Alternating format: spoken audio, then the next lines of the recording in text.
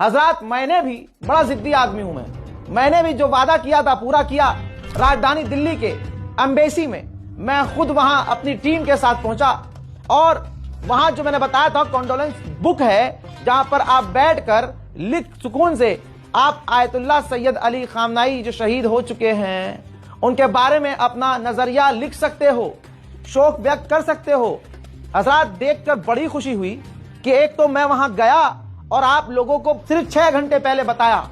मैं किस जुमले से आप लोगों का शुक्रिया अदा करूं मैं बयान नहीं कर सकता। 6 घंटे पहले मैंने बोला था और मेरी एक आवाज पर जिस तरह से आप पहुंचे, अल्लाह की कसम, खुदा की कसम, मैं जिंदगी भर तक आपका शुक्रिया अदा करूंगा, तब भी मैं 1% आपका एहसान नहीं चुका सकता।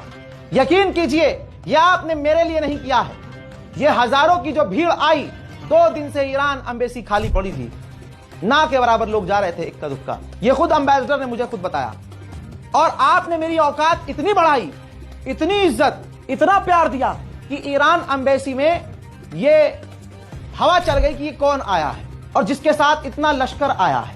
और कमाल यह है कि सोचकर इतना गया था कि जाऊंगा, साइन करूंगा, अपनी बात लिखूंगा, उठूंगा और वापस आ जाऊंगा। लेकिन क्या अल्लाह इज्जत व तो इज्जो मन तशा व तो जिल्लो मन तशा। आप लोगों की हलचल ने, आप लोगों के शोर ने, आपकी मोहब्बत ने, आपके नारेबाजियों ने आवाज एम्बेसडर के कान तक पहुंचा दी। जनाब एम्बेसडर को जब पता चला कि कोई आया है ऐसा जो आम तो नहीं है, जिसे पलकों पर बिठाया गया है, जिसे बेइंतहा मोहब्बत दी गई है, और तब तक पता चल चुका था कि कोई ऐसा पत्रकार आया है जिसने खामनाई की शहादत की खबर सबसे पहले दी थी। जब कुछ डिटेल उनके पास गई तो मैं अपनी आंखों पर यकीन नहीं कर पाया कि एम्बेसडर, ईरान के एम्बेसडर, सोचिए, ईरान के एम्बेसडर खुद मुझसे मिलने आए, खुद आए भाई मिलने। उन्होंने अपना हाथ मेरे हाथ में दिया, मैंने दोनों हाथ से उनका हाथ पकड़ा। ना उन्होंने मेरा हाथ छोड़ा, ना मैंने उनका हाथ छोड़ा। मुश्तबा खामनाई से उन्होंने शुरुआत करी। उन्होंने मुझे बताया कि अब वहां के नए सुप्रीम लीडर आयतुल्लाह मुश्तबा खामनाई हैं। पड़ोसी ने आवाज दी कि आगा ये आपसे पहले बता चुका है, सुबह 3 बजे। और उसके बाद उन्होंने कुछ चीजें मुझे समझाई, कुछ बातें बताई, कुछ पॉइंट्स दिए। जब तक बात ना खत्म हुई तब तक उन्होंने मेरा हाथ नहीं छोड़ा। ये इज्जत, ये नाम, ये प्यार, ये मैंने नहीं कमाया है। ये एक सच की ताकत है कि आज ईरान के कानों तक ये बात पहुंच गई कि जो आया है वो कोई आम नहीं, और जो इसके साथ लोग आए हैं ये इसकी ताकत है। वहां शिया, सुन्नी, देवबंदी, बरेलवी, मदरसे के बच्चे, दुकान बंद। एक बंदा नेपाल का है और यहां दूर किसी गांव में रहता है, वो आया। एक व्यक्ति अपनी दुकान बंद करके आया। एक औरत अपनी छोटी सी 3 साल की बच्ची को लेके आई थी। मैं आपको वो मंजर अपनी रील पर, इंस्टाग्राम पर दिखाता रहूंगा, लेकिन मैं शुक्रिया अदा करना चाहता हूं दोनों हाथ जोड़ के अपने देखने वालों का। खुदा की कसम, मेरे इतने अच्छे काम नहीं है, लेकिन मेरे माँ बाप के इतने अच्छे काम होंगे कि आप जैसे साथी अल्लाह ने मुझे दिए। और आप वो साथी हैं, मेरी वो ऑडियंस है जो छपरी नहीं है। अल्हम्दुलिल्लाह, सबसे बड़ी ताकत यह है। आप सभी का बहुत बहुत शुक्रिया, बहुत शुक्रिया। जिनके साथ तस्वीर नहीं हो पाई, जिनसे मुलाकात नहीं हो पाई, मैं उनसे माजरत चाहता हूं, क्योंकि क्राउड बहुत था। ईरानियन एम्बेसडर को दिक्कत हो जाती, वहां कुछ अनहोनी ना होती, इस वजह से हमको वहां से तुरंत रवाना होना पड़ा।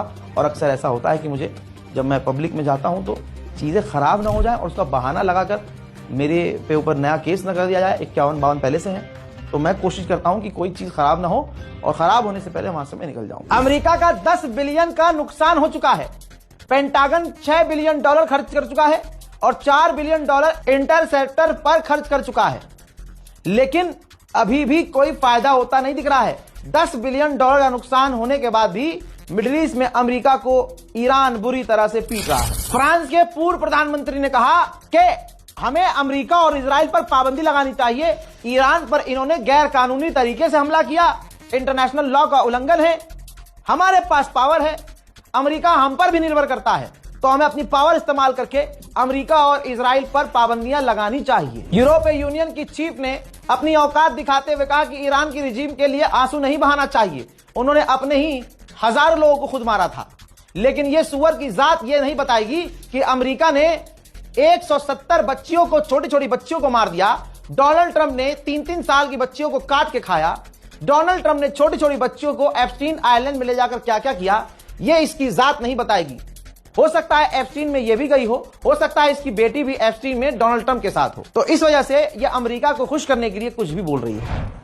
And I want to be clear. There should be no tears shed for the Iranian regime. This regime has inflicted death and imposed repression on its own people. They slaughtered 17,000 young people. And this regime has caused devastation and destabilization across the region. Iran के विदेश मंत्रालय के द्वारा कहा गया है कि तुर्की, Azerbaijan और साइप्रस पर हमने हमले नहीं किए हैं।